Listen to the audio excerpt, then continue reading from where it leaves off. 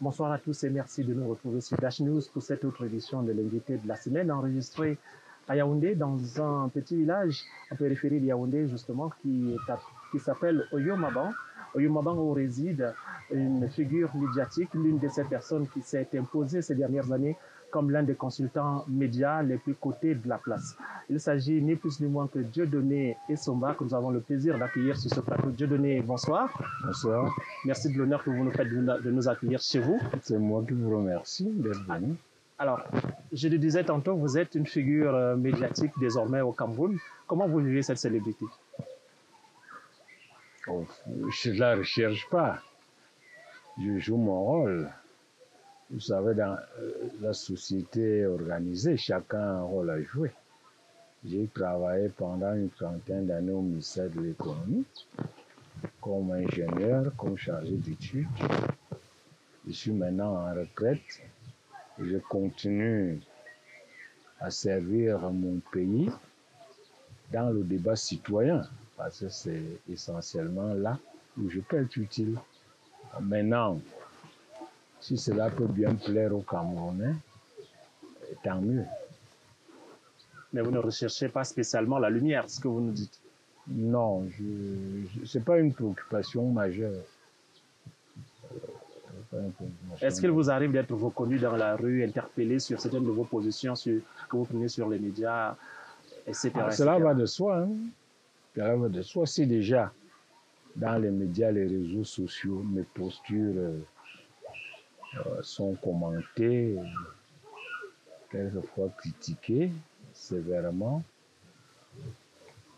il est évident que les gens que je rencontre dans divers milieux, dans la rue, dans les rencontres, tout cela, on en parle.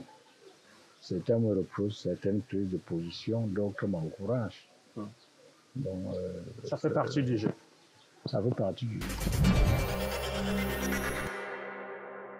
Alors, vous dites certains critiquent de manière souvent acerbe, d'autres vous encouragent. C'est vrai que vous avez souvent des positions plutôt controversées, vous avez le propos acerbe. Ces dernières semaines, vous êtes par exemple illustré dans le débat qui fait, j'allais dire fureur, mais dont tout le monde parle en ce moment, la succession, et vous avez une opinion très tranchée sur la question, la question du dauphin, si on peut l'appeler dauphin, en tout cas sur la question Franck Biya. Vous estimez que en ce moment, il occupe l'espace et c'est bien indicateur de ce que quelque chose est en train de se tramer autour de sa personne. Je crois que les gens me comprennent mal. Si on en revient au débat suscité par mes prises de position, je n'ai jamais ni demandé à Franck de se présenter comme candidat, ni demandé à personne. On m'a demandé s'il était possible que Franck soit candidat, puisse gagner les élections sans que le pays sombre dans à feu à sang. Et je vous repose la question. Est-ce que vous pensez l'hypothèse Franck viable, crédible? Je ne sais pas si s'il va se présenter. Ça, c'est un agenda que je ne maîtrise pas. Je constate tout simplement que son nom est présent dans les lieux de débat sur la succession. On a vu des banderoles, on connaît des mouvements qui se réclament de lui. Et même dans des débats privés, on en parle. Mais ce n'était pas ça le sens de mon intervention. Le sens de mon intervention était parmi ceux qui disent qu'il ne peut pas être chef de l'État. Voilà, c'était mon sens. Je me suis dit que vous avez quel moyen opérationnel pour l'empêcher d'être chef de l'État? Voilà ma question. C'est-à-dire que s'il devient chef de l'État. Déjà d'abord candidat. Oui. S'il devient candidat et gagne les élections, vous avez de quel moyen opérationnel vous disposez Pour empêcher que cela pour se passe. empêcher qu'il soit chef d'État? Je lui ai dit non. Nous ne sommes pas là dans un débat de casuistique. Le pouvoir est d'abord et avant tout un rapport de force. Quand vous aboyez partout dans les réseaux sociaux que Franck Biya ne peut pas, vous avez quel argument? Que le Cameroun n'est pas une dynastie, par exemple, que son papa en a déjà passé assez au palais et que, voilà, Bon. on ne va pas passer d'un billard à un autre billard. D'abord, je ne sais pas s'il y a un texte au Cameroun qui interdit que le fils de Franck, De Paul. ou son cousin, le fils de Paul Biya, ou son cousin, ou c'est ça, moi sa fille, se présente comme candidat. Et il n'y a aucune disposition qui empêche qu'il gagne. Maintenant,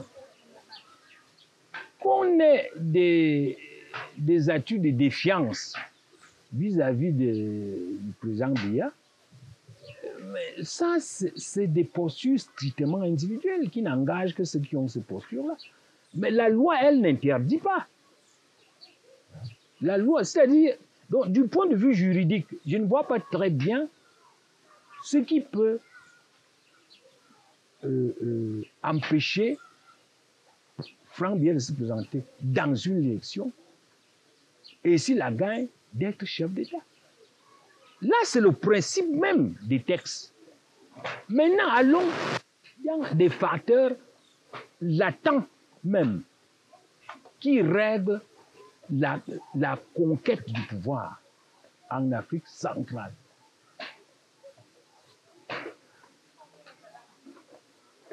Les facteurs qui régissent ça, c'est quoi? Il y a la base sociologique. Parce que 70% des suffrages en Afrique noire sont déterminés par des facteurs sociologiques. Un candidat qui part déjà avec une base sociologique importante, parce qu'il est issu d'une grande communauté, a un bonus important par rapport à celui qui est issu d'une petite communauté. Ça, c'est constaté en Afrique noire. Et de ce point de vue, Franck part avec une base sociologique extrêmement importante. À cause de ça, il y a la capacité de pénétration auprès d'autres communautés. C'est-à-dire qu'il y a certains candidats qu'on accepte volontiers dans d'autres communautés, alors que d'autres ne sont pas acceptés. Pourquoi? Non, ça peut être des rapports entre les communautés. C'est-à-dire qu'une communauté peut avoir avec d'autres des rapports d'antagonisme, des rapports de méfiance. On peut tout simplement dire que telle communauté, pour telle raison ou telle raison, on ne la veut pas au pouvoir. Alors que tel autre, n'est-ce pas, on l'accepte volontiers. Et il y a donc ce comportement. Vous être monsieur d'une grande communauté. Est-ce que le pouvoir est communautaire? Non, c'est pas. Moi, je fais l'analyse. Je ne suis pas là pour interpréter. Le pouvoir peut n'être pas communautaire, mais il a un fort contenu communautaire en Afrique noire, surtout dans les États unitaires. Puisque c'est lui qui a le pouvoir, contrôle tout. Et les autres n'ont rien. En conséquence, le pouvoir s'identifie à sa communauté. Le pouvoir d'Aïdjo était vécu comme le pouvoir des Fulbé, comme le pouvoir des Biya a vécu comme le pouvoir des Ekans. Que les Ekans participent ou pas, peu importe. C'est comme ça en Afrique. Vous allez au Gabon, même chose. Vous allez partout. Ça, c'est des faits sociologiques. Ce n'est pas nous qui les fabriquons. Nous prenons acte des faits sociologiques. Okay. Que le pouvoir soit communautaire ou pas, ce n'est pas ça l'important. Le plus important, c'est que dans l'ordre des paramètres qui régissent le comportement des lecteurs, il y a la dimension communautaire. Et au Cameroun, lorsqu'on voit par exemple les suffrages dessinent très clairement les fractures communautaires. Ce n'est pas moi qui les crée. L'Union Ekel et la Sana Maritime, les zones Bassa votent Cabral, c'est clair. Et il n'est pratiquement voté nulle part ailleurs. Ndamjo est voté chez les Bamoun. Kamtou, c'est essentiellement le bloc Bamileke. Ça, c'est des faits. Benobouba, c'est surtout au nord. Ce n'est pas moi qui crée ces faits. Je prends acte. Et je les intègre dans mon analyse. Vous voyez, communautaire, ça, c'est des postures de valeur. Ce n'est pas des postures de faits. Les postures de faits, c'est qu'il y a une dimension communautaire dans l'expression des suffrages. Et cette dimension communautaire se manifeste dans les statistiques.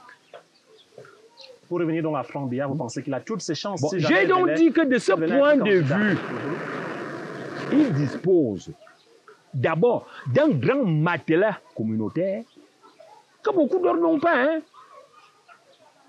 En second lieu, il a une énorme force de pénétration. Puisque, étant pro du pouvoir, donc il a les moyens de corruption, il a les moyens de négociation, que les autres n'ont pas. Si maintenant le parti de son père, le copte, c'est un parti qui est, et ça c'est le gouvernement du terrain, qui est répandu partout. À côté de ça, et il y a le fait que c'est un candidat, contrairement à ce que les gens pensent, c'est un candidat qui arrange beaucoup de monde. Il y a tout ce réseau qui a été bâti autour de son père et qui crée une rupture brutale du système. Il y a tous ces vieux officiers de l'armée à qui serait balayé si un nouveau président arrive. Et il y a toute cette haute élite bureaucratique qui craignent des casseroles, qui a tous ont un dossier. Et il y a des dossiers en attente. Il y a le dossier de la Covid. Et il y a le dossier, je ne sais pas moi, de la canne et beaucoup d'autres dossiers qui sont là. Alors, vous pensez sincèrement que si un nouvel individu vient, il va laisser ça? Les gens se disent donc, combien j'ai fini? Il faut donc prendre son fils qui, lui, va, même s'il change, il ne va pas totalement désavouer les pratiques de son père. Il y a des privilèges qui ont été créés pour les hommes d'affaires, qui bénéficient de 160 milliards de francs chaque année, de gratifications, d'appuis, d'exonérations diverses. Mais tous ces gens-là, ils sont pour francs. Ils ne se dévoilent pas, mais ils sont pour francs. Parce qu'ils savent très bien qu'un nouveau venu peut venir casser la machine. Il y a la France qui elle-même ne voudrait pas voir un autre Touendera au Cameroun. Et devrait s'assurer que le pouvoir aille vers quelqu'un, n'est-ce pas, qui au moins... non, mais qui reproduit ce que fait il reproduit le système. Donc il y a tout ça là qui font que, de manière opératoire, ce jeune homme a des arguments que les autres n'ont pas. Parce que tous ces hommes-là qui s'agitent, on ne sait même pas qui ils sont. Alors, d'être le fils de son père n'est-il pas quand même un handicap? Surtout que son père a quand même déjà mis suffisamment longtemps au pouvoir. Oui, il y a un handicap, c'est un handicap et en même temps un avantage. Il ne faut pas croire que Franck s'est levé un beau matin, il a commencé à dire aux gens, je voudrais être président, non. Il est là par la pression des gens qui essaient de forcer même sa main et de forcer la main de son père. Que tu vas renoncer avec qui? Les réseaux même qui sont là, les réseaux qui luttent contre, pour le contrôle du pouvoir, ont peur. Parce que si un camp prend, il va massacrer l'autre. Alors que Franck est une sorte de compromis. Donc en réalité, si lui était quelqu'un de féru du pouvoir, il n'y aurait même pas de débat. Il n'y aurait pas de débat là-dessus. Parce que la majorité de cette élite, qu'elle soit administrative, militaire, politique, a peur d'une rupture brutale du système. Et le seul qui peut assurer une continuité, c'est Franck. Et donc, il ne faut pas croire un instant qu'il s'est levé. Mais qui finance cette campagne? Les gens croient que ce n'est pas le palais. C'est ceux donc qui viennent de l'ouest, du nord, tout ça là, qui viennent demander à Biya que tu vas nous servir avec qui? Avec ce prédateur? Avec ce tueur? Donc, c'est plus compliqué. C'est très, très compliqué.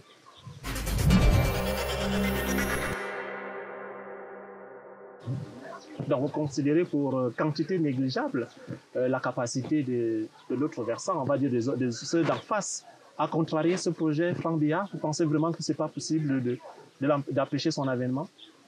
Mais ils ont déjà prouvé quoi ou? Mais le peuple camerounais peut se mobiliser à un moment. Qu'est-ce que vous appelez peuple camerounais? Le Cameroun est formé de communautés, donc chacune a sa vision des choses et ses intérêts. Qu'est-ce que vous appelez peuple camerounais? Vous pensez que les Fulbés et Fulanisés du Nord ont même la même vision que les Kirdis du Nord? Vous croyez que les Bamilikons ont la même vision que les Bassa? Vous parlez de quel peuple? Les anglophones ont pris les armes pour imposer au moins un État fédéral. Vous êtes au-dessus que les Bamilikons sont d'accord avec. Vous parlez de quoi? Nous avons au Cameroun un conglomérat de communautés dont chacune a son intérêt. De toute façon, les écans de Yaoundé ne manifesteront jamais contre Franck en faveur de Kamto. Ça, ce n'est pas possible, au contraire. Donc, les gens, vous spéculez, vous parlez des concepts qui n'ont aucune valeur opérationnelle. Et maintenant, dans le système gouvernement lui-même, regardez à l'Assemblée nationale, si déjà les parlementaires n'arrivent même pas à imposer le débat sur un problème aussi grave que la crise anglophone au Parlement, c'était un gré à gré qu'ils pouvaient empêcher. Avec quel mot opérationnel? Alors justement, vous parlez de gré à gré. Le MRC, depuis maintenant 2-3 ans, est monté vent debout contre cette possibilité de succession dynastique au sommet de l'État. On entend aussi des personnalités politiques comme le député Jean-Michel Mitchell du SDF qui lui emboîte le pas sur cette idée-là. Le gré à gré, ce serait dangereux pour Non, il n'y aura pas de gré à gré. Il n'y aura pas de gré à gré. Ça va donc se passer quoi si c'était non. Je dis bien, transmission héréditaire ne signifie pas gré à gré. Ça signifie tout simplement que Franck va hériter des moyens de puissance de son père. Des moyens, c'est-à-dire en fait, il pourra être président de manière parfaitement légale, en se présentant comme candidat sur la base de la loi et en les battant. Parce qu'il a des arguments. Il a des arguments objectifs. Donc il n'a pas besoin de gré à gré au sens où on s'assoit là, on décide que c'est lui. Non, il n'a pas... Sauf qu'on ne sait rien de lui, à part le fait qu'il est le fils de son père. On ne l'a jamais entendu. Oui, mais ce n'est pas vous qui votez. Ce n'est pas vous. Mais bon, alors, vous ne savez... Non, monsieur Polycarpe Soma, vous dites vous ne savez rien de lui. Mais il n'y a pas des milliers de partisans. Vous ne voyez pas dans les rues des gens qui font sa campagne. Alors, interprétons un peu. Est-ce que c'est une donnée? Ce n'est pas une donnée. Est-ce que du coup, dans ce qui se fait, vous voyez quelques signaux qui laissent penser que ce scénario-là est en train de se tisser, de se construire? Il y a lui-même qui n'a rien dit à propos, il garde un silence épais sur la question. On voit bien les mouvements qui naissent tous les jours, on voit, vous avez dit les valeurs et autres. Ni lui, ni le chef de l'État qui a encore été interrogé sur la question il y a quelques jours à la faveur de la visite au Cameroun d'Emmanuel Macron, personne n'a encore donné quelques signes objectifs qui laissent à penser qu'on est dans une construction qui peut amener Franck Biya au pouvoir. Franck est le fils de son père. C'est les gens qui ne se dévoilent jamais. Ils jouent toujours cachés. Ils ne se dévoilent jamais. Ouais, un billet, vous voulez l'attraper où? Vous ne pouvez pas l'attraper. Et vous pensez que son fils est différent? C'est pas différent. Vous ne pouvez pas savoir, il ne vous dira jamais ce qu'il ressent. Il ne vous dira jamais. Mais ce qui est certain, c'est que s'il était hostile à ça, il se serait opposé. Mais on ne sait pas s'il tolère tout simplement, ou alors s'il motive ça. Alors, du coup, est-ce que, vous parlez de tolérance, est-ce qu'on peut considérer que le fait que et les franquistes, et les févistes et d'autres qui naissent, ils occupent l'espace public, est-ce qu'on peut envisager qu'un d'autres mouvements en faveur d'autres personnes puissent bénéficier de la même tolérance? Jamais. Donc, zéro. Du coup, vous interprétez donc cette tolérance comme étant quelque chose qui... Mais bien sûr, mais non. Le palais. Oui, mais il y a un mauvais jeu, qu'est-ce que vous croyez? Mais puisqu'en fait, les partisans de Franck, ils contrôlent les institutions. Ils vont faire des entraves aux autres, qu'est-ce que vous croyez? D'ailleurs, c'est le jeu du RPC, c'est le jeu du régime. Vous pensez qu'ils peuvent tolérer une banderole de Camto, de Cabral comme ça? Non. C'est ça, c'est quelqu'un d'autre dans le système. Dans le système. Non, mais quand vous êtes même dans le système, c'est la prison. Quand vous êtes là, à l'intérieur, c'est que... Parce que vous êtes un traître à ce moment-là. Vous êtes un traître. C'est comme ça. Quand on dit gré à gré, le gré à gré ne signifie pas qu'on viendra vous dire à la radio que Franck est déjà présent. Non. Ça veut dire qu'on va développer une stratégie où on paralyse l'action des autres.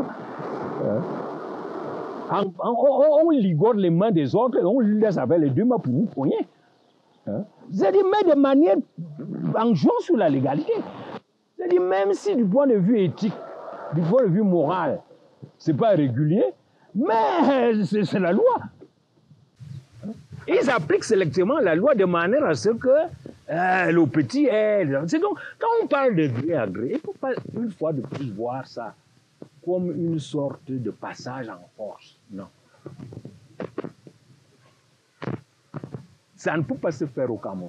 Ça, c'est vrai. C'est-à-dire, quelqu'un ne peut pas se mettre à la radio en disant Franck est déjà président. Non? Oui, mais lorsque vous entendez les gens, je suppose que vous entendez ça aussi, comme nous tous, que le Cameroun n'est pas le Tchad, le Cameroun n'est pas le Gabon, le Cameroun n'est pas le Togo ou le Congo. Vous vous dites, ils rêvent ceux-là, qui c'est qui disent ça? Oui, vous dites. Bon, si France se présente comme candidat, ils vont faire quoi? Hein, ils vont faire quoi? Au moins investir la rue. Quelle rue? Vous allez investir quelle rue? Ah, je ne parle pas de moi, hein, je dis... Mais oui, mais non, ils vont investir quelle rue? La rue de leur village ou la rue de Yaoundé? C'est quelle rue? Mais Yaoundé, c'est la capitale de tous les Camerounais. Oui, mais ça fait quoi? Ils vont même broncher à Yaoundé. Les gens parlent même de quoi?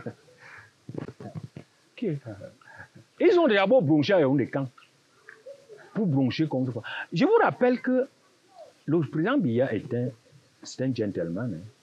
C'est un homme très noble. Donc lui pouvait accepter ces chichis-là. Mais vous pouvez faire ça avec les Ngongo, les Biya et toute cette bande-là. Mais ils vont vous massacrer sur la rue sans le moindre état d'âme. C'est des gars qui... C'est des dossiers. Ils ne sont pas fins comme leur père. Alors, restons dans l'hypothèse Franck. Vous avez cité notre nom tantôt, Ferdinand Ngongo. Est-ce que vous pensez que tous ces barons du régime qui ont travaillé et qui travaillent toujours d'ailleurs avec le président Biya depuis si longtemps, certains depuis 30 ans, vont accepter ainsi se laisser souffler le fruit au moment de la passation de pouvoir? Ils ont par un cadet qui... Voilà. Mais ce cadet tout en étant le fils de l'autre. Non, ce cadet-là les a... Oui. Puisqu'ils même n'ont pas les moyens de prendre le pouvoir. Ils n'ont pas ces moyens. Tout ce que vous citez là, ils ont quelle audience? Hein? C'est des gens qui sont tels que le jour où Biya décède, Ils font l'idiot, on les massacre, ils ne reprennent rien. Ils sont rien. Ils reprennent quoi? Ou alors un remaniement et puis c'est terminé. C'est peut-être ça aussi. Non, ils ne se reprennent rien. Donc tout ce compte sur Franck. Tout ce compte sur Franck. Puisque eux-mêmes, c'est les gens qui ne sont là que par décret. Le jour où celui qui fait signe les décrets n'est plus là, eux-mêmes ne valent. Est-ce qu'on valide l'hypothèse Fambia de Dieudonné Somba? Non, moi je dis, je ne sais pas quel est le jeu réel. Mais je dis que, il représente un bon compromis pour tous ceux qui ont peur de l'après-guerre. Ça, je le dis. Et deux, qu'il est soutenu par ces gens. Enfin, trois, que s'il se présente, il va gagner. Et que personne ne fera rien. Il va gagner, vous allez faire quoi? Je ne comprends pas. Bon, ils vont faire quoi en quoi faisant? J'ai posé des questions suivantes. Vous contrôlez l'armée? Non. Vous contrôlez l'ECAM? Non. Vous contrôlez le Conseil constitutionnel? Non. Vous contrôlez les préfectures et les sous-préfectures? Non. Vous contrôlez la capitale? Non. Mais vous vous dites que quelqu'un que le Conseil constitutionnel a prononcé comme chef d'État, vous allez vous opposer. Au moins, si vous aviez une armée de rébellion, on peut dire que vous pouvez vous y opposer par la force. Vous n'avez pas cette armée de rébellion. Il y a où tout se joue. Parce que c'est le siège des institutions et c'est le siège des ambassades. Vous pouvez donc, si un chef d'État essaie de, même s'il dispose de tous ces arguments, vous pouvez créer une insurrection populaire dans la capitale et le chef d'État sera obligé de démissionner. Est-ce que vous pouvez faire ça à Yaoundé? Non. Vous ne pouvez pas. Sociologiquement, Yaoundé est politiquement favorable à la France. Sauf s'il y a un autre bêtise. Mais s'il est seul, Yaoundé lui est favorable. Vous pouvez faire des insurrections à Douala, à Garoua, partout. Ça, c'est évident. Puisque c'est ça qu'on a fait lors des villes mortes. Lors des villes mortes, tout le Cameroun flambait. Ngaoundéré, Garoua, Maroua, Kousseri, Fumban, Nkonsamba, Bamenda, Douala, Boye, tout ça, ça flambait. Donc, tant que Yaoundé respire, le Cameroun vit. Mais c'est ce que Biya leur a dit, non? Les gens n'ont pas compris ce message, à savoir, dans tous les pays du monde, si vous ne contrôlez pas la capitale, vous ne contrôlez pas le pays. Par contre, si vous contrôlez seulement la capitale, vous contrôlez tout le pays, surtout quand dans un pays unitaire. Donc les gens n'ont jamais intégré dans leurs analyses cette dimension du contrôle de la capitale.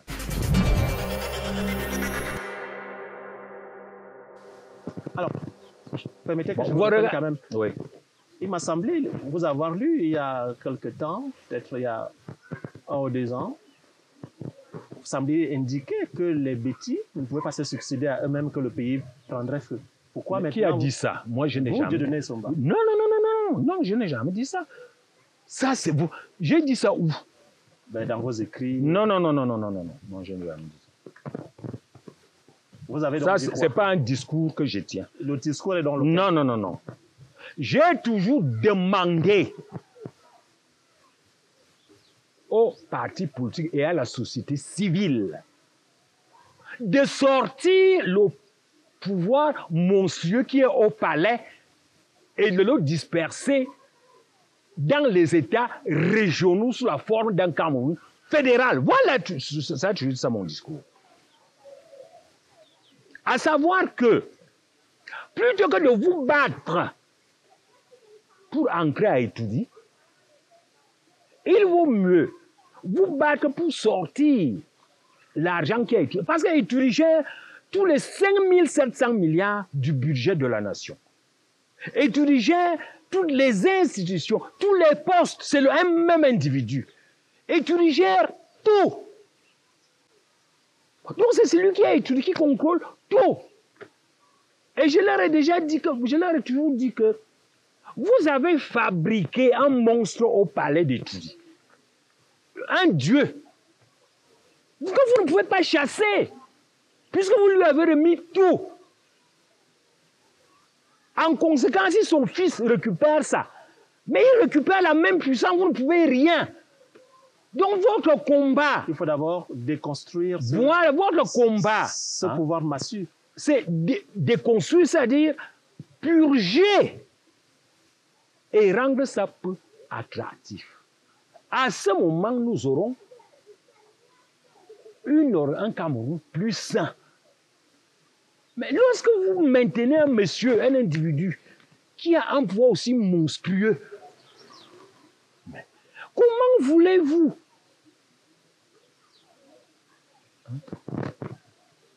vous allez nous chasser en quoi faisant? De manière opérationnelle, vous allez faire comment? Voilà ma question. S'agissant maintenant... C'est une position un peu fataliste, hein, Dieudonné Somba. Non, c'est une position technique. Je suis un spécialiste des projets. Chasser Biya est un projet.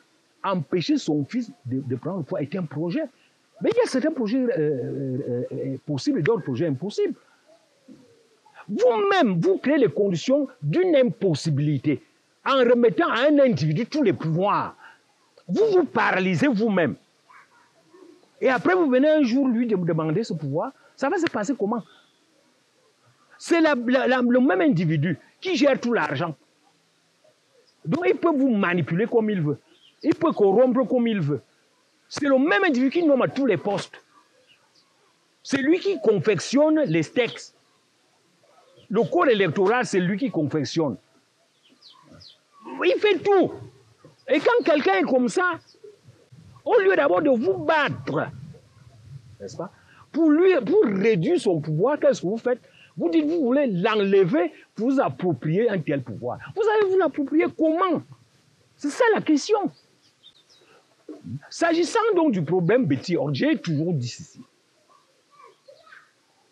Vous ne pouvez pas parler de Betty, de Bamileke, d'anglophones, de francophones, dans un État unitaire qui n'a qu'une seule citoyenneté. Les notions de rotation de pouvoir n'ont aucun sens juridique dans un pays unitaire.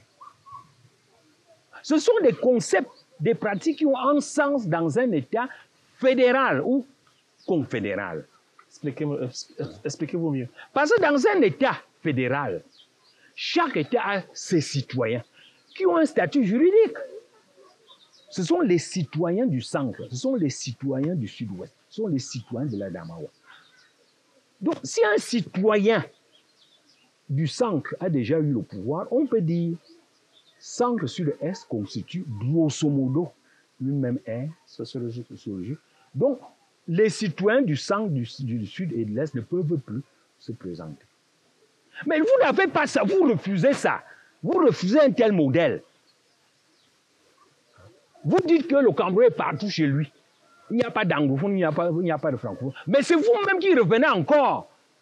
Nous dire que non, il faut qu'on mette un anglophone, il faut qu'on mette un francophone. C'est-à-dire que vous voulez glisser subrepticement au sein de notre arsenal juridique des concepts qui ont une valeur sociologique, mais qui n'ont pas de valeur juridique. Il n'y a pas une définition d'anglophone au Cameroun, ni de francophone, ni de Betty. Par contre, dans un État fédéral, il y a des définitions à travers la notion de citoyen. Au Nigeria, par exemple, il y a ce qu'on appelle les États du Sud, les États de l'Est et les États du Nord. Et on dit que la rotation, oui, la rotation, c'est vrai, puisque chaque de ces blocs. De ces blocs. Et on sait très bien que tu es citoyen de tel État, donc tu fais partie de tel bloc. Mais nous, on est citoyens de quoi? Du Cameroun. Voilà. Si ma mère est anglophone, mon père francophone, je suis quoi? Si je réside pendant 50 ans au Souvenir, est-ce que je suis anglophone? Non. Je ne suis rien tout simplement parce que ce concept n'existe pas dans notre arsenal de loi. Donc, moi, je ne peux pas tenir un discours de rotation. Pour la simple raison que si je suis fédéraliste, et la rotation n'a de sens que dans un régime dans un système fédéral. Il n'y a pas de sens dans un État unitaire. Or, qu'est-ce que les gens nous veulent? Ils nous veulent nous parler de rotation dans un État unitaire, ce qui n'a aucun sens juridique. L'État unitaire ne distingue pas les citoyens. Tous les citoyens sont égaux et tout citoyen est partout chez lui. Alors, dans ce cas-là, les concepts de Bamileke, de Bamou, de Bakouri ou de Toupour n'existent pas. Comment voulez-vous donc qu'on aille prendre des concepts qui n'existent pas dans notre arsenal juridique pour appuyer, pour structurer? Oui, mais dans le même temps, on dit le pouvoir est bêtis. Comme on disait hier qu'il est... Mais ça, c'est la sociologie. Je n'ai pas nié la réalité sociologique. Je nie pas. Je dis tout simplement que l'arsenal juridique, quand je milite pour le fédéralisme, c'est pour que l'arsenal juridique soit conforme à la sociologie. Mais malheureusement, les gens qui refusent l'État unitaire... Vous êtes donc pour vous avez lu le dernier livre de Cabral, donc vous êtes favorable à un tel schéma? Non, mais avant que Cabral... Fédéralisme communautaire. Non, avant que Cabral ne parle de fédéralisme communautaire, moi je suis fédéraliste depuis. Je suis même, je peux dire, le seul francophone visible qui a commencé à populariser le concept de fédéralisme. Mais je le fais beaucoup plus comme économiste, anthropologue. Bon, maintenant, je me réjouis que Cabral, n'est-ce pas, repris à son compte. Oui, c'est à mon compte. Je voudrais dire que lors des élections de 2018, où Cabral ne s'est pas encore prononcé pour le fédéralisme communautaire, j'avais soutenu aussi. Parce que aussi était un fédéraliste et binariste. Somba, pourquoi le fédéralisme vous est si cher? Je suis fédéraliste d'abord pour les raisons strictement économiques. Parce que le fédéralisme spécialise les niveaux institutionnels de l'État. Aujourd'hui, nous avons un État centralité unitaire qui naturellement privilégie les dépenses dites de souveraineté, c'est-à-dire les dépenses qui maintiennent la paix, la stabilité, au détriment des dépenses sociales et des dépenses productives. Ça veut dire que l'essentiel des ressources ira donc dans la défense, dans la police, dans les affaires étrangères, dans les guerres, dans les investissements somptuaires, au détriment du secteur de l'éducation, du secteur de la santé, du secteur du logement et du secteur de la production. Donc, en divisant l'État à deux niveaux, on crée deux ordres de priorité. Un ordre de priorité au-dessus, où les dépenses de souveraineté sont privilégiées, et un niveau intermédiaire où sont les dépenses sociales, d'éducation, de santé et autres sont privilégiées. Il y a donc d'abord ce premier point. Dans l'organisation, l'organisation fédérale a donc de manière, dans la définition de la hiérarchie des priorités, c'est le premier avantage. En second lieu, l'État unitaire a la caractéristique de se présenter comme une sorte de divinité qui viendra développer le pays, à la place de la population. Alors que l'État fédéral fait l'inverse. C'est les populations qui se développent et l'État vient à leur appui. Conséquence, c'est un système qui mobilise davantage les forces productives. Troisième point, la gestion de l'information. C'est-à-dire que un État fédéral gère mieux l'information de terrain, prend plus rapidement la décision et une décision plus ciblée qu'un État unitaire. Enfin, l'État fédéral a trois caractéristiques que n'a pas l'État unitaire. Premièrement, l'État fédéral crée une spécialisation. C'est-à-dire que lorsque vous êtes dans l'État unitaire, vous êtes délégué régional du Sud. Mais un délégué régional du Sud peut être nommé ailleurs. Il peut être appelé au ministère. Or, dans un État fédéral, il y a un ministre régional de l'éducation. Si ça échoue, il est puni. Il ne peut pas fuir. Localement. Oui, puisqu'il est ministre local. Il assume politiquement. Alors qu'un délégué régional n'assume rien. Ça marche, ça ne marche pas, il s'en fout. Il va partir, il ira faire sa carrière ailleurs. Alors qu'un ministre régional, il échoue, il est puni parce que le ministre régional va échouer au résultat. Il y a donc ce premier point, à savoir la spécialisation. En second lieu, il y a la responsabilité. Aujourd'hui, quand vous allez dans une région, vous allez trouver des écoles en vue. On va dire, c'est Yaoundé. Vous allez trouver des lycées délabrés, c'est Yaoundé. Vous allez trouver des routes qui n'existent pas, c'est toujours Yaoundé. Et finalement, le développement est vécu comme un privilège que l'État central, le président central, fait aux gens. C'est pour ça que le jour où on donne de quelques bancs, comme on a dit, grâce à la magnanimité du chef de l'État. Finalement, c'est un modèle qui paralyse. Par contre, lorsqu'on a des États régionaux, si vous avez des écoles en vue, vous n'accusez personne d'autre que vous. C'est votre problème. Ça ne regarde personne. Ce n'est pas Biya Yaoundé. On vous a remis l'argent, les dotations fédérales, comme on a tous les autres. Si vous avez vous n'avez pas de... C'est votre problème. Ça permet donc, n'est-ce pas, de responsabiliser et l'élite et la population locale. Enfin, il y a l'émulation. C'est-à-dire la copie des autres. La compétition. Je me suis promené ailleurs. J'ai vu ceci se faire là-bas.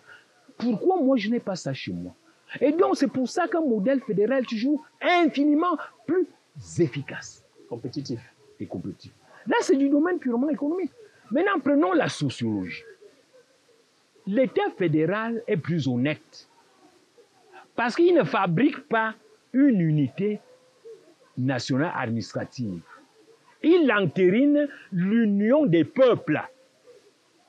Les peuples sont reconnus comme tels. À ce moment-là, les peuples assument la responsabilité.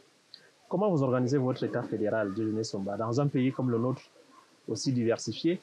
Sur quel découpage? Vous le faites sur la base des 10 régions actuelles ou bien non, ça peut vous faites des regroupements? Non, ça peut faire... Non, déjà, un État comme le Cameroun, à 10 États régionaux, c'est raisonnable. Plus peut-être... C'est pas trop quand même?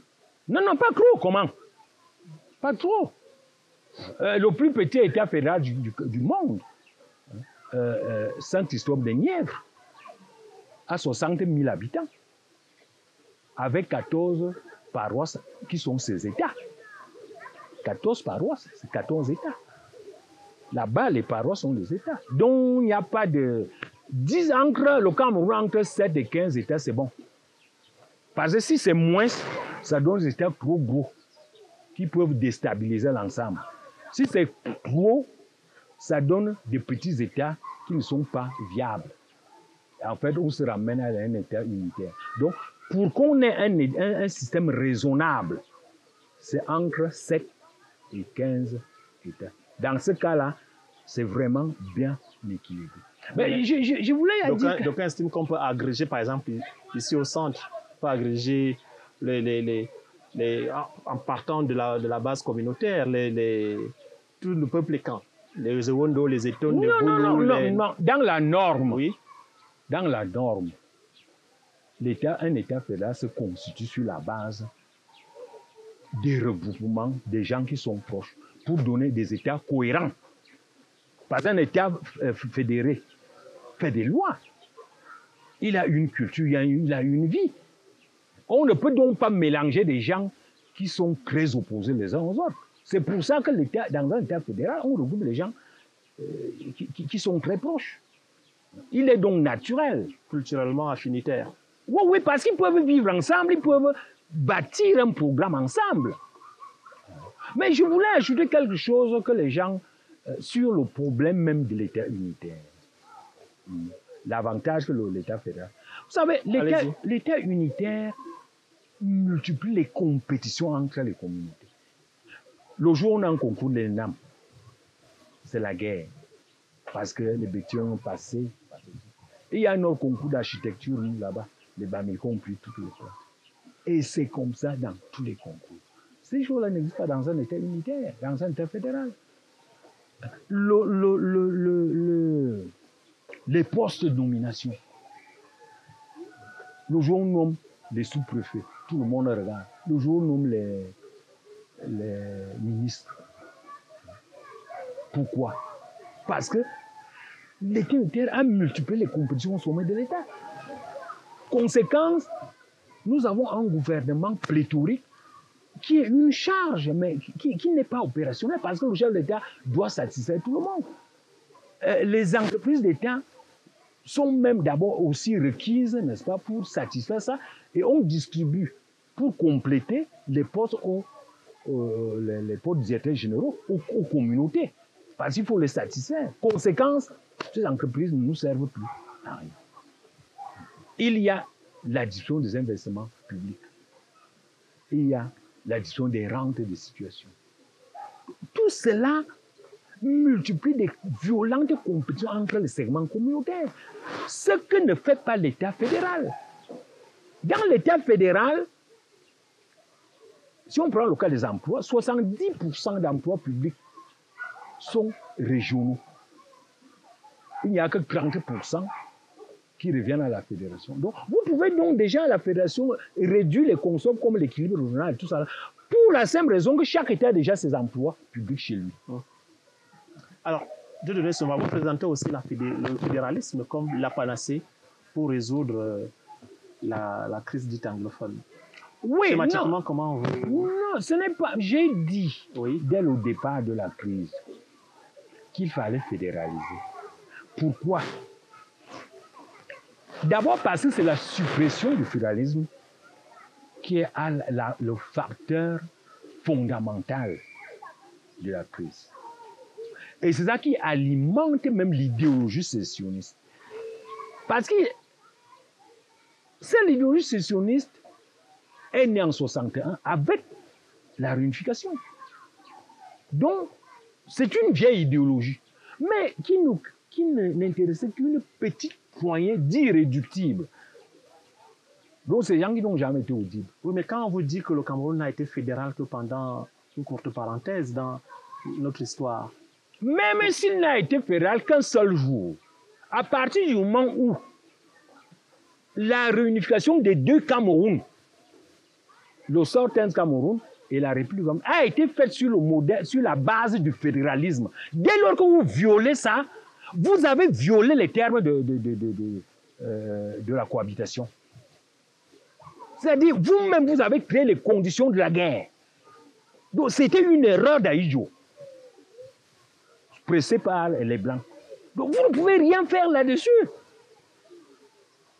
Parce que la suppression de l'État fédéral est assimilée à une colonisation.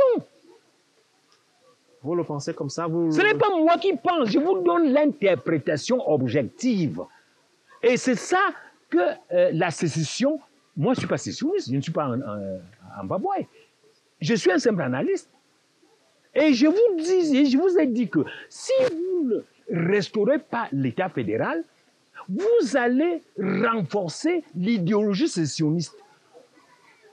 Parce que l'idéologie sécessionniste part du principe que nous sommes venus à ces gens comme une entité autonome, un État autonome.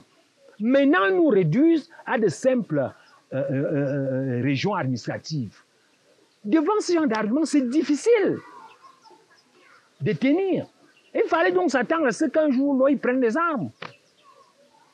Oui, c'est pas moi, hein. Mais je veux dire que même l'UPC, en son temps, priorisait les retrouvailles entre les deux Camerouns. et avant même d'envisager l'indépendance, pour restaurer le grand Cameroun que nous étions non. avant la guerre de... Mais même l'Allemagne était un État fédéral, non. Comment les gens arrivent à assimiler le grand Cameroun à l'État unitaire? Moi, je ne comprends pas. Hein? L'État unitaire est un mode d'organisation qui tient compte de la diversité. La diversité est d'abord locale, ensuite elle est coloniale. Le fédéralisme n'est pas une menace à l'unité, par exemple. Mais actuellement, est-ce que la guerre ambazonienne est venue d'un Cameroun fédéral? N'est-ce pas? Les gens ont supprimé la fédération en me disant qu'il n'y aura jamais de guerre. Pourquoi celle-ci alors? Puisque moi je ne comprends pas. On supprime un État fédéral en disant le fédéralisme va créer la division. On met l'État unitaire. Mais 50 ans plus tard, nous avons une division. Vous continuez à dire que le fédéralisme va... Parce qu'au moins, avec le fédéralisme... C'est l'antichambre, on va dire, de la séparation. Non, mais justement, c'est ces raisonnements-là qui a entraîné la situation actuelle, qui devient de plus en plus irréparable. Ces raisonnements... Parce qu'en réalité, il ne faut pas considérer les Angolais comme une conquête. Non. Ils sont venus librement, mais sur un modèle fédéral.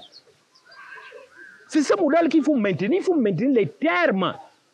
Maintenant, vous avez supprimé le modèle au motif que vous vous doutez bien qu'ils peuvent repartir. Est-ce que c'est vous qui les avez obligés de venir? Ce n'est pas vous. Ils sont venus d'eux-mêmes, mais sur un modèle fédéral. Il faut maintenir les termes de leur association avec le Cameroun. Ils avaient le choix d'aller au Nigeria. Bon, ceux qui sont partis au Nigeria, vous avez déjà entendu qu'ils ont pris les armes? Et à la sécession, il y a le même débat sécessionniste. Non, mais je parle des Camerounais, le Nord-Ken, qui sont partis au Nigeria. La sécession, au Nigeria couvre, on d'autres explications, mais on a le Southern Cameroun qui est venu au Cameroun. Et il y a le Northern Cameroun qui est parti au Nigeria. Le Northern, lui, ne réagit pas contre le Nigeria. Le Southern Cameroun réagit contre le Cameroun. Ça veut dire qu'il y a un problème. Il y a un problème. Hein? Le Nigeria a ménagé la spécificité du Nord-Nord. Il n'a jamais prétendu les violenter.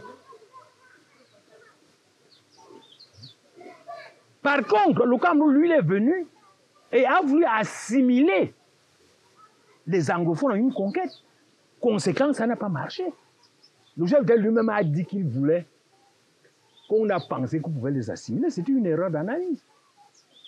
Bon, maintenant, vous pouvez opposer la casuistique, le bavardage, mais les faits sont là. Ils sont armés. Ce n'est plus comme avant. Donc, on estime que c'est plus vraiment ce qui se passe aujourd'hui dans le Nozo, c'est plus vraiment il n'y a pas de des revendications idéologiques. Non, mais ça c'était un discours. Banditisme. Ça c'est un discours que tiennent toutes les forces coloniales. J'ai toujours demandé au gouvernement du Cameroun d'éviter le discours des forces coloniales.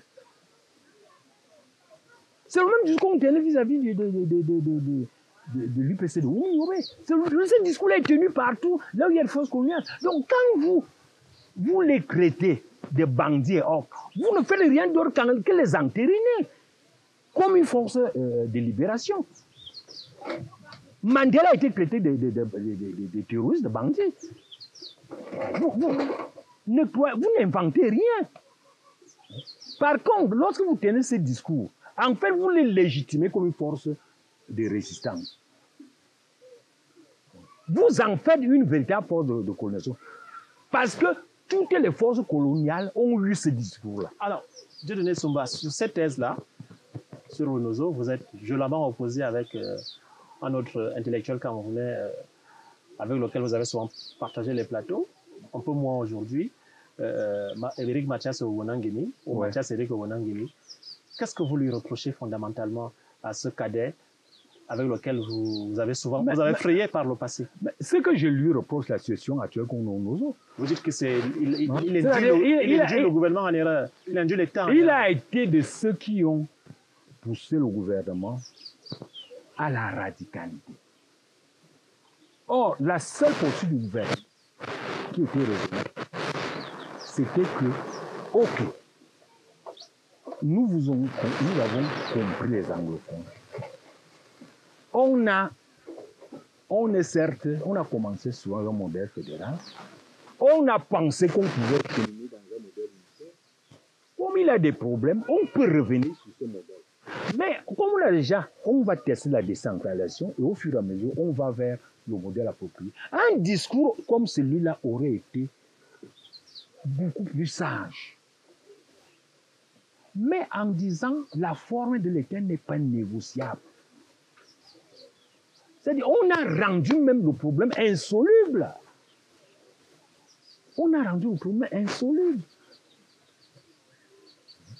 La nation anglophone représente 20% de la population, 40 000 km². Vous allez réduire une telle session en quoi faisant? Des sessions de 2% comme au cabinet en cassement 2% font 40 ans. C'est une session de couvrant 20% d'une population que vous allez réduire en quelques années. Non. Cette session-là va nous épuiser. C'est pas sérieux. Alors, depuis que vous tenez ces discours publiquement, ça fait de longues années maintenant, est-ce que, du coup, vous êtes attiré la sympathie des anglophones et peut-être, pour aller plus loin, des ambazoniens, des séparatistes? Est-ce qu'ils vous ont contacté pour éventuellement échanger avec vous, pour rapprocher vos vues? D'abord, je ne fais pas mes discours pour plaire à quelqu'un. Maintenant, évidemment, les anglophones modérés approuvent ma posture, mais pas les ambazoniens. Par exemple, moi, je suis hostile à la sécession. Je suis opposé à la sécession. La seule différence étant que j'estime que pour mater la sécession, il faut faire une concession aux anglophones en restaurant l'État fédéral, éventuellement réactualisé. Parce que l'État fédéral aujourd'hui ne peut plus se borner à Cameroun anglophone, Cameroun francophone. Donc il faut une sorte d'État fédéral qui ramène les avantages que les anglophones avaient. Parce qu'on peut avoir des États, plusieurs États, disons 10 États. Mais ça n'empêchera pas que au-delà des droits que chaque État a, mais que le bloc anglophone ait un droit particulier, par exemple, celui d'être soit président, soit vice-président. Et le bloc francophone a aussi le droit d'être président ou vice-président. Donc, quand on vote un président, si un président a la tête de liste anglophone, le second est francophone et vice-versa.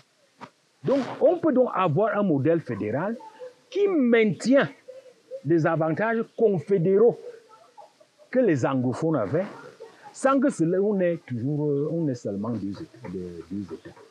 Donc, les États sont autonomes, ils ont leur autonomie, ils ont tout. Mais les États anglophones héritent des avantages spécifiques qu'avait le Cameroun anglophone. Je crois qu'on peut réorganiser le pays sous cette forme. Alors, l'une des autres idées que vous défendez assez souvent et qui ne vous vaut pas que des amitiés, c'est ce que d'aucuns considèrent aussi comme un discours un peu fataliste sur la situation économique du pays. Vous êtes de ceux qui pensent que le Cameroun est en train d'aller, oui, il est complètement dans une énorme crise et que si on continue tel qu'on le fait aujourd'hui, elle va aller en s'empirant. Vous le dites sur la base de quoi? Non, je crois que c'est parce que vous ne me suivez pas. J'ai été le seul qui, depuis les années 2010, a annoncé que les programmes économiques adoptés étaient de mauvais programmes qui nous conduisaient toujours à la crise. Au moment où tout le monde parle d'émergence. Donc, aujourd'hui, vous allez remarquer que beaucoup de gens disent que Somba l'avait dit. Je ne suis pas de ceux qui attendent au dernier moment. J'ai annoncé la crise. Pourquoi? Parce que quand vous voulez engager un programme d'investissement massif, comme les grands projets, soit vous-même vous avez la technologie, auquel cas vous mobilisez vos ressources internes, soit vous n'avez pas la technologie, et dans ce cas-là, vous devez systématiquement réduire les importations des biens d'usage courant. Mais vous ne pouvez pas avoir un système ouvert où on importe la friperie, les cure-dents, les cartables scolaires et autres. En même temps, vous dites que vous allez importer l'outil de production pour créer le développement. Ça ne fonctionne pas comme ça. Donc, il y avait une erreur technique dans le programme. Dans le DCE. Non, le programme des grandes ambitions. Les grandes ambitions. Parce que malheureusement, on n'a pas fait confiance aux techniciens. Conséquence, on a créé ce qu'on appelle un programme manchot, c'est-à-dire qui se préoccupe seulement de la manière dont le revenu sera généré, sans se préoccuper de la manière dont on utilise le revenu. Donc, les revenus générés ont commencé à être déversés à l'extérieur en achat de biens importés. Cela a créé le déséquilibre du système avec un déficit commercial abyssal qui n'a fait que se creuser dans le temps, un surendettement et la situation qu'on a. Donc, aujourd'hui, je ne suis plus là pour annoncer la crise, puisque je l'ai annoncé depuis longtemps. Et tout, mais je me réjouis qu'un très grand nombre de personnes reconnaissent qu'effectivement, tu l'avais annoncé depuis longtemps et quand il était temps de réagir. Vous êtes pessimiste pour le Cameroun, Dieu donné son. Ce n'est pas un problème de pessimisme. J'ai dit que le Cameroun est déjà en crise, donc... Et il va s'enfoncer davantage, pensez? Non, la crise va s'aggraver. Vous avez annoncé, je crois, sauf si là... La crise, non, j'ai dit... qu'on va arriver à un moment où on sera incapable de payer les fonctionnaires, par exemple. Mais bien sûr! Vous l'avez écrit. Non, non, j'ai dit, nous avons atteint le niveau de non-retour. Donc, la crise a commencé. Et pour sortir de cette crise, il faudra prendre des mesures sévères de sacrifice. Malheureusement, parmi lesquelles celle la réduction du train de vie. Enfin, on entend ça tout le temps, le train de vie de l'État, c'est ça? Moi, je parle des revenus. La suspension des subventions, l'arrêt des subventions, la vente des entreprises, tout ça. C'est tard maintenant, le mal est fait. Ce n'est pas un problème d'optimisme, de pessimisme. Le problème est que cette gouvernance que j'avais dénoncée depuis longtemps a conduit le pays à la crise. La crise est là. On n'aurait pas dû faire des infrastructures qu'on a engagées. Non, non, les stades, non. J'ai expliqué tout à l'heure. Attendez. J'ai expliqué tout à l'heure que quand vous voulez faire des investissements sur la base d'une technologie importée, vous ne devez pas à la même occasion bloquer l'importation des biens d'usage courant. Sinon, parce que là, à ce moment, c'est comme si vous allez prendre l'argent à la banque pour construire quelque chose. Et en même temps, vous continuez à vivre à 100 à l'heure. Parce que quand vous allez prendre l'argent à la banque, vous savez très bien qu'on va réduire votre salaire sera réduit. À ce moment, vous allez demander à votre femme et vos enfants de faire des plantations pour ne plus acheter tout. C'est ça le problème. Donc ce n'est pas la maison qui a un problème. La maison que vous voulez construire qui a un problème. C'est le fait que vous êtes parti prendre un crédit pour construire une maison, mais tout en maintenant le même train de vie, sans changer les méthodes. Donc ce qu'on aurait dû faire, c'est que lorsqu'on engage la maison, que nous appelons les grands projets, qu'on commence à cultiver nous-mêmes, ce qui signifie, parce que le moment venu, il faudrait bien qu'on mange, parce qu'on coûte l'argent. Le problème au Cameroun, c'est qu'on a fait l'inverse. C'est-à-dire, non seulement on est parti prendre l'argent pour construire la maison, mais on n'a rien fait pour suppléer parce qu'on est endetté. C'est ça la différence. Alors, pour rester en économie, il y a ces dernières semaines la crise du carburant qui a occupé un gros espace dans la vie des Camerounais. Là aussi, vous avez dit, on sait tous que le carburant est subventionné, que c'est une solution intenable, même pas à moyen terme. Non, non, moi je n'ai jamais parlé de ça. Mais je vous pose la question, est-ce que vous pensez que c'est... Non, le carburant n'est pas subventionné au sens de transfert de ressources. Oui, mais oui, peut-être c'est une question non. fiscale, peut-être. Le carburant au Cameroun est dispensé de taxes. C'est ça qu'on appelle subvention. C'est-à-dire qu'en fait, les taxes que l'État aurait dû prendre, il ne les prend pas. C'est ça, il faut faire cette nuance. Maintenant, le FMI, lui, il a besoin que le Cameroun paie ses dettes. Ça, c'est la posture du FMI. Et l'une des sources de remboursement de la dette, c'est le pétrole. C'est le carburant. C'est-à-dire l'État, les Camerounais doivent rembourser la dette en payant cette taxe. La taxe n'est pas payée pour entrer dans les fonds de l'État. Dès qu'on s'est prélevé, on remet au FMI qui va payer nos créanciers. C'est une manière de demander aux Camerounais de faire des efforts pour rembourser la dette, c'est tout. Et donc, qu'est-ce que l'État doit faire? Continuer de subventionner? En tout cas, de soutenir le prix actuel Il ne peut à la pas. pompe? Non, le problème est que ce n'est même plus qu'il doit. Le FMI est une nation de recouvrement. Quand une nation de recouvrement est chez vous, moi, je ne vois pas que ce que vous pouvez faire d'autre que de céder. Sinon... C'est des questions de souveraineté. Parce que le carburant qui augmente, c'est tous les prix qui augmentent derrière. Le transport qui augmente, les prix dans les marchés. Tout la souveraineté d'un pays est comme la liberté du citoyen. Pour être libre, il ne faut pas être endetté. Dès lors que vous êtes endetté, vous ne pouvez plus prétendre à la liberté. C'est la même chose avec un pays. À partir du moment où vous êtes endetté à l'extérieur, vous devez payer. Vous devez payer. Vous ne pouvez pas dire je suis souverain alors que vous devez l'argent aux autres. Non.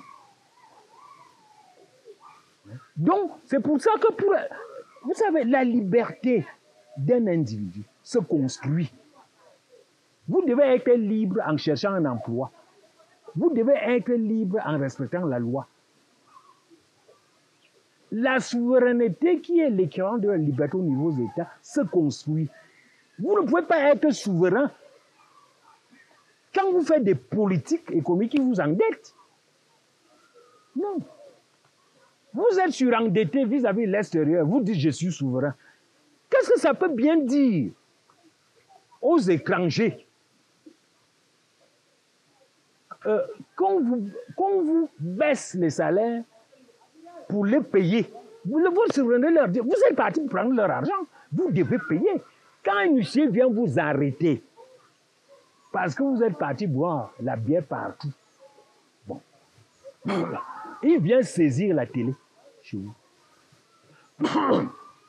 Madame, les enfants peuvent vous pleurnicher. Mais est-ce que c'est le problème de l'huissier? C'est quand vous alliez prendre les crédits ailleurs que vos enfants et vos enfants auraient dû vous arrêter. Mais vous êtes déjà surendetté. Les gens veulent leur argent. Vous commencez à leur parler, je suis libre. Vous n'êtes pas libre d'aller prendre ce qui ne vous appartient pas. Donc, la souveraineté, c'est exactement la même chose que la liberté, mais au niveau des États. Pour être souverain, il faut éviter de se surendetter, il faut éviter d'être dépendant. Très bien. On va sortir avec des questions d'actualité en rapport avec la visite du président Macron au Cameroun. Comment vous l'avez vécu cette visite? Les quelques clichés auxquels nous avons été témoins. Bon. Disons, j'ai été marqué par l'accueil. J'ai également été On en a fait un peu de faux en termes d'accueil? Non, c'est l'habitude, c'est notre habitude. C'est notre habitude. Moi, je crois que ça a été bien fait. Ensuite, j'ai été marqué par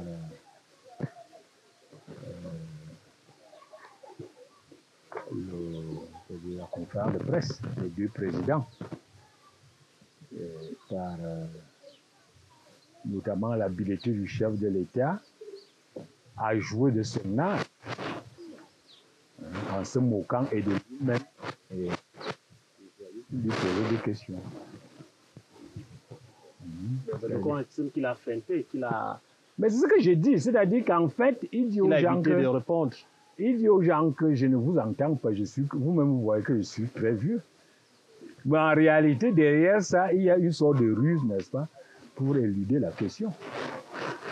Donc, c'était extrêmement malin ce qu'il a fait. C'était piégé la question. En fait, je dis que c'est une scène de dérision et d'autodérision. C'est-à-dire, il dit aux gens, vous voyez bien que je suis vieux. Donc, quand je suis vieux, je n'écoute pas. Je n'entends pas bien. Mais ça ne l'empêche pas de répondre de manière lucide aux questions que je lui pose. Et donc d'esquiver habilement les réponses, les questions embarrassantes qu'il veut éviter. C'est tout. C'est la preuve que, certes, il est déjà vieux, mais en même temps, il garde toute sa vie. Est-ce qu'on peut s'en réjouir, franchement, de Diné Somba? Non. Notamment sur la question de la succession, qu'il continue ici à brouiller les cartes. Est-ce que vous pensez ça, j'allais dire même responsable, parce qu'on sait que, vu l'âge qu'il a, tout peut arriver. Bon, on peut le penser ainsi. Mais moi, je mets plus l'accent sur les réformes institutionnelles. Parce que de toute façon,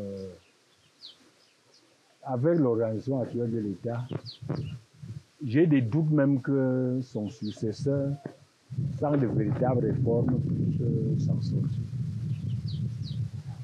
En termes de réforme, vous pensez à quoi? Non, il faut changer la forme de l'État. C'est la principale réforme fondamentale. Dont il faut avoir le courage. Oui, il faut changer. Parce que c'est elle, celle-là, qui va emporter le reste. Parce que même au niveau du code électoral, l'accès au pouvoir, la rotation, la forme de l'État va emporter tout ça. Ouais. Mais sans fort changement, ça. Le SEM risque d'ailleurs d'accumuler. Ou alors le renforcement de la. Vraiment décentralisé dans les faits. La décentralisation n'est pas possible avec l'élite actuelle. Il faut fédéraliser. L'élite postcoloniale ne peut pas décentraliser. Vous êtes dogmatique, Diné Somba. Non, mais c'est dogmatique, c'est comme si moi je m'appuie sur des arguments techniques. Elle ne peut pas. C'est-à-dire, son logiciel mental ne peut pas. C'est une élite francophone, française en réalité. C'est des gens qui ont été formés en France, ou à l'ENA qui n'est que la révolution de la logique française. Ils ne peuvent pas. Est-ce que la France elle-même est décentralisée? C'est-à-dire que. Il peut entendre que oui. Pardon? Il peut entendre que oui. Oui, mais justement, mais ce genre de décentralisation ne peut rien donner au Cameroun. Ouais. C'est ça qu'ils ont amené chez les anglophones, non? Statut spécial. Oh, mais est-ce que ça a changé quoi? Ça n'a rien changé. Non. Il faut fédéraliser. On est né un pays fédéral. Il faut rentrer sur ce modèle tout en élargissant l'État fédéral. C'est ça ou rien? Ah, bien sûr. De toute manière, sinon on va perdre les anglophones. La première chose qu'on va faire, et deuxièmement, le pays risque d'éclater. Exploser. Parce que les communautés camerounaises ne peuvent pas indéfiniment survivre dans un État unitaire. Ce n'est pas possible. Les champs de compétition se multiplient et prennent un caractère si violent que s'il n'y a pas un mécanisme régulateur comme l'État fédéral, ça finira mal. Alors terminons par là où on a commencé, par la question de la succession. Diné Somba, si vous voulez bien. On a parlé longuement de Franck Biya. Est-ce que vous pensez l'opposition camerounaise en capacité de s'y prendre en 2025 ou avant? s'il y a Qu'est-ce qu'on élection appelle l'opposition au Cameroun? Le vrai problème au Cameroun, c'est les communautés, ce n'est pas l'opposition. Moi, je parle de l'opposition Non, l'opposition. formellement constituée. Les partis. Que doivent faire les leaders? Non, non. Est-ce que la question du candidat unique peut, par exemple... Ce n'est même pas possible pour la simple raison que le déterminant fondamental, c'est la communauté. Or, avec un État unitaire, la communauté qui prend le pouvoir prend tout, les autres n'ont rien. Conséquence, il est impossible que les partis s'allient. Ce n'est pas possible. Parce que si on était dans un État fédéral, on pourrait avoir des alliances. Mais dans un État unitaire, ce n'est pas possible. Parce que derrière ce... Mais en 92, quand même, avec Fundi, il y a eu l'Union pour le changement. Quelle union pour... Avec des partis qui se sont lesquels? Attendez, lesquels? Citez-moi lesquels? En dehors des partis qui faisaient partie de la même zone géographique, à savoir ouest, nord-ouest, sud-ouest, sud-ouest, nord-ouest, ouest et littoral. C'est tout. C'était un combat commun, sauf qu'ici, la communauté était plus élargie.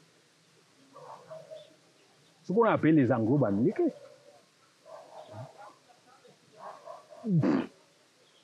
En dehors de ça, vous avez quelle coalition? Vous allez fabriquer quelle coalition? Avec les partis politiques, comme je l'ai dit, sont le reflet des segments communautaires. Est-ce que la réforme du code électoral peut être... Non, la réforme du code électoral n'apportera absolument rien. Absolument rien. La seule chose qui peut modifier... Le RDPC imbattable, Jean-Dieudonné Somba. Vous allez battre le RDPC en quoi faisant? One man, one vote. De manière objective, vous allez battre le RDPC en quoi faisant? En laissant les Camerounais s'inscrire, en organisant des élections. Mais on les laisse s'inscrire. Là, c'est des histoires. On les laisse s'inscrire. Les opposants trouveront toujours des arguments. On les laisse s'inscrire. Moi, je ne connais pas des gens qui sont partis pour s'inscrire, on a refusé. Mais pour être inscrit, il faut déjà au moins avoir une carte d'identité. Tout le monde n'en a pas. Mais alors, est-ce qu'on empêche les gens d'avoir des cartes d'identité? Vous vivez au Cameroun. Comme vous savez quelles sont les difficultés des Camerounais à avoir une carte d'identité. Il y a des difficultés à avoir la carte d'identité, mais est-ce que ces difficultés sont ciblées en fonction des individus? S'il y a des difficultés, elles sont pour tout le monde. Elles ne sont pas seulement pour les gens de Campo, ou bien les gens de Cabral, ou bien les gens de Biya. Les difficultés sont valables pour tout le monde. On ne peut donc pas dire que c'est les cartes d'identité, non. Les difficultés de la carte d'identité affectent tout le monde dans les mêmes proportions. Ça ne peut donc pas expliquer, non. À partir du moment où il n'y a pas un mécanisme sélectif qui exclut de manière délibérée les candidats susceptibles de voter tel groupe, vous ne pouvez pas parler, vous ne pouvez pas donner ça comme argument. La vérité est que chaque parti fait le plein de voix de sa base communautaire. Maintenant, l'avantage du RDPC, c'est que le RDPC, étant au pouvoir, lui dispose d'une grande force de pénétration, c'est tout. C'est-à-dire qu'il dispose des élites qui vont forcer les leurs dans leur village à voter le RDPC. C'est ça son avantage. Mais tous les autres partis, c'est des communautés. Donc, les élections sont un authentique bras de fer tribal. C'est tout. Alors, restons dans l'hypothèse de Franck candidat. Est-ce que vous pensez que le RDPC peut imploser? Non. Non, il ne va pas imploser. Les gens avaient ça au Gabon, par exemple. Non, il ne peut pas. Bon, avec le départ d'Omar Bongo. Mais ça a changé quoi? Tous les cadres du PDG, tous les anciens premiers ministres, tous les barons sont devenus chacun et candidats à l'élection présidentielle. Est-ce que ça a changé donc l'hégémonie du fils de clan Bongo se perpétue? Ça n'a pas changé. Cela ne signifie pas qu'il n'y aura pas de remous, mais structurellement, il n'y aura pas un grand changement. Structurellement. Puisque c'est lui qui a le pouvoir. Les autres ne contrôlent pas les ressources publiques. Ils n'ont donc pas de capacité de négociation, ils n'ont rien. Dernièrement, on a dit que Jean Ping a battu Bongo. Mais dans les faits, c'est Bongo qui contrôle la jarre présidentielle, lui contrôle tout. Le conseil électoral, tout. Bon, vous allez faire quoi là? Vous allez faire quoi? Au Cameroun, le pays est tellement segmenté. Encore du fatalisme, dit de Non, mais C'est-à-dire vous appelez fatalisme l'analyse qui ne vous arrange pas. Le Cameroun n'est pas la France. Vous allez faire quoi? C'est très décourageant. Ça, vous... Mais non, mais bien sûr, parce que je vous dis que le seul chemin, c'est l'État fédéral. Parce que seul l'État fédéral peut débloquer ça. Vous refusez. Vous dites que vous allez vous associer. Quelle association vous pouvez faire? Hein? Les partis aujourd'hui sont vécus comme des instruments communautaires. Hein? Alors, quand on voit le MRC, on voit les Bamileke, on voit le PCNR, on voit les Bassa, on voit le SDF, on voit les anglophones, on voit l'UNDP, on voit... Mais quand les gens ont déjà ça, vous pensez que vous allez faire quoi là? Hein? Bon, quand tout maintenant se met derrière Bello, on va dire qu'il est parti vendre les Bamileke chez les Fulbe. Mais moi, je suis un analyste. Je ne suis pas là pour mettre des vœux. Nous ne pouvons pas avoir une vie politique saine dans un État unitaire. Ce n'est pas possible. Pourquoi? Alors, parce que l'enjeu est tellement important et tellement concentré que c'est lui qui gagne tout. Il prend tout. Puisque vous faites de la prospective, des projections, est-ce qu'on peut prendre avec vous un peu comme on fait en sport, un pronostic ou alors des projections pour 2025? Vous pensez que les jeux sont faits et que le candidat du RDPC, peut-être Franck, peut-être un autre, et fatalement le prochain président de la République du Cameroun, c'est ça? Il y a un autre serait un peu plus difficile. Ok. Un autre serait un peu... Parce que il est difficile d'asseoir une légitimité. Franck, lui, il a une sorte de légitimité qu'on pourrait dire héréditaire. C'est-à-dire, sans faire beaucoup d'efforts, mais bon, en dehors de lui, il y a qui au RDPC? Il n'y a rien là-bas. Essayons de citer des noms et donnez votre avis derrière, parce qu'il y a quelques noms qui circulent de plus en plus. Non. Le président Gongo, Est-ce qu'il est même du RDPC? qui semble aujourd'hui exercer de fait le mandat du président. Non, mais ça, c'était un haut commis de l'État. Gongo a quelle puissance politique?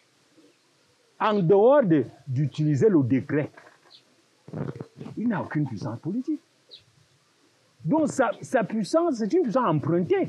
Le jour bien lui-même, il n'existe plus. Lui, Paul Motazé. Hein? Même celui-là. C'est-à-dire, en fait, c'est des gens qui ne sont connus que par le décret. Un homme connu par le décret disparaît avec celui qui l'a mis au décret. René Emmanuel Sadi. Hein? Non, vous me citez les bureaucrates. Je vous dis que ces gens-là ne représentent pas. Ça a déjà gagné l'élection chez lui. C'est des profils quand même, c'est des gens qui sont en situation. Non, ils ne sont rien. Ces gens-là ne sont rien. Ils ne sont rien, c'est des fonctionnaires. Ils ne sont rien. Alors, est-ce qu'il peut y avoir quand même un candidat que personne n'a vu venir? Je parle ici du président de l'Africa Foot, qui draine des foules. Ah, celui-là, oui. Celui-là, à condition qu'il ait un appareil et tout. Oui, lui, il a quand même... Non, lui, il a une légitimité qui n'est pas liée au décret. Oui. Est-ce que vous pensez qu'il peut venir comme ça? Lui, non. Il n'a pas surtout dans notre environnement. Non. Quand même, il a ce que tout politicien rêve d'avoir. Il a manifestement la population, enfin la foule avec lui. Vous voyez bien qu'il mobilise. Non, tout politicien rêverait de mobiliser autant que lui. Est-ce qu'il peut transformer ses soutiens, ses fanatiques en électeurs potentiels? Non, pas si oui, comment? Non, je dis non, pas au Cameroun. C'est-à-dire qu'il a un soutien essentiellement basé sur l'émotion, qu'il ne peut pas aller au-delà de l'émotion.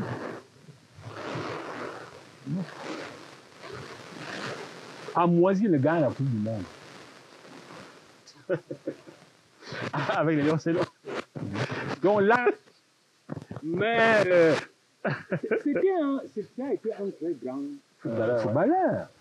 On l'aimait comme ça. Maintenant, il est venu, il a pris la précaution.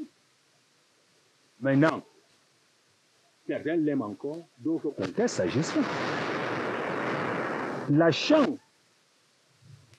qu'il a eue, c'est d'avoir qualifié le Cameroun en Algérie. Est-ce que c'est des aptitudes ou c'est un coup de destin? On ne sait pas.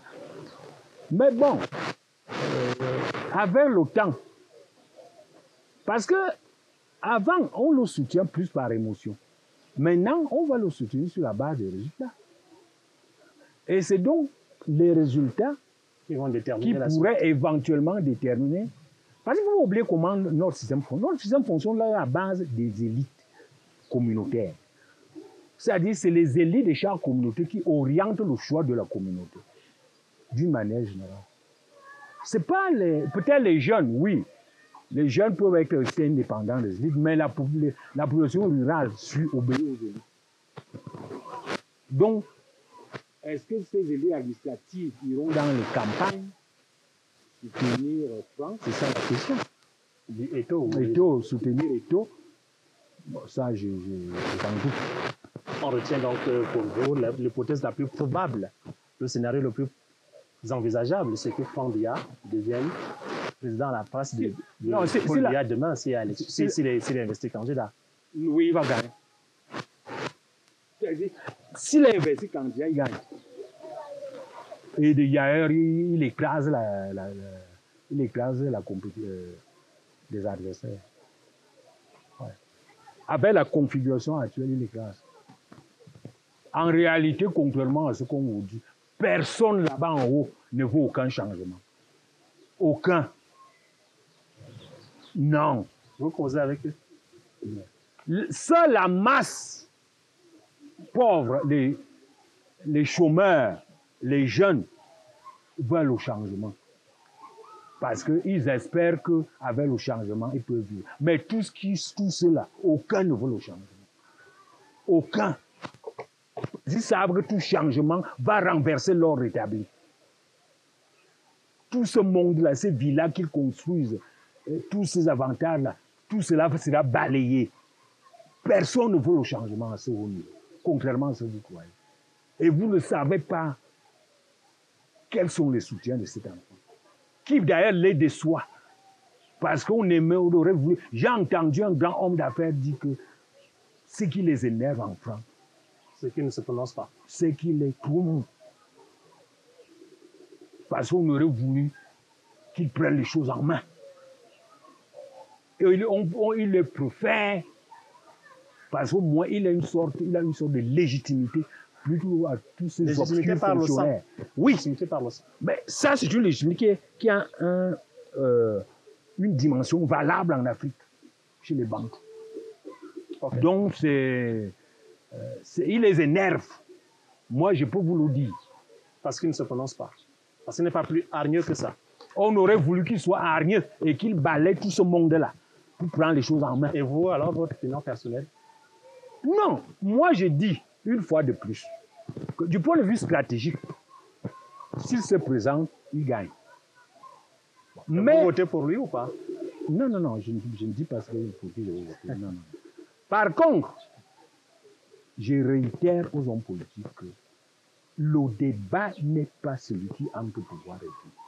Le débat, c'est comment les 5 700 milliards de touristes seront partagés. La moitié à l'État central et l'autre moitié aux États régionaux. C'est là qu'il faut aller. À ce moment-là, le débat sur celui qui occupe le poste n'est plus important. De la réforme souhaitée de la forme de l'État. Oui. Dieudonné Somba, merci de nous avoir accordé ce temps d'entretien ici chez vous dans le village de Yomaba. Ok, c'est moi qui vous remercie. Merci de l'accueil. Et à très bientôt, j'espère que ok, pas de problème. C'est ici que toujours à votre disposition. Merci bien. C'est ici que nous mettons un terme donc à cette édition de l'invité de la rédaction. Nous étions à Yomaba chez Dieudonné Somba. Très heureux d'avoir compté sur votre fidélité une fois encore et à très vite sur nos antennes. Bonsoir.